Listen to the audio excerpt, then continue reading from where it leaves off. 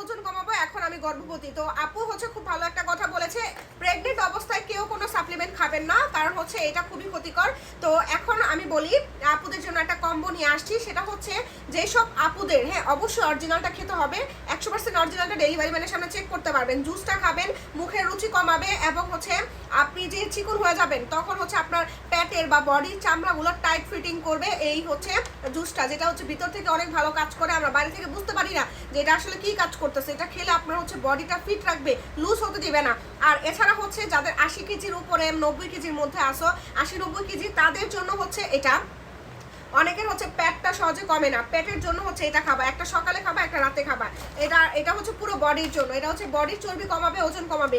আর এইটা খেলে তোমার তল পেটের চর্বিটা দ্রুত গলাতে সাহায্য করবে। সো এইভাবে কিন্তু নিতে পারো, যাদের পেটটাও বড় সাথে হচ্ছে ওজনটাও বেশি, এইভাবে নিতে পারো। আর যদি হচ্ছে কারো ওজন 100 কেজির বা প্লাস হয়ে থাকে, তাহলে তোমরা এই 3টা হচ্ছে সাপ্লিমেন্ট সাথে হচ্ছে একটা জুস নিয়ে নিবা। সকালে, দুপুরে, রাতে খেতে পারবে, আর জুসটা হচ্ছে সকালে খাবা। তো এইভাবে যদি খাও সেক্ষেত্রে তোমার দ্রুত ওজনটা কমবে। আর অবশ্যই ডায়েটটা মেনটেন করবে, অবশ্যই হচ্ছে তুমি একটা ভালো লাইফস্টাইল মেনটেন করবে, না হলে কিন্তু তোমার এই জিনিসটা থাকবে না।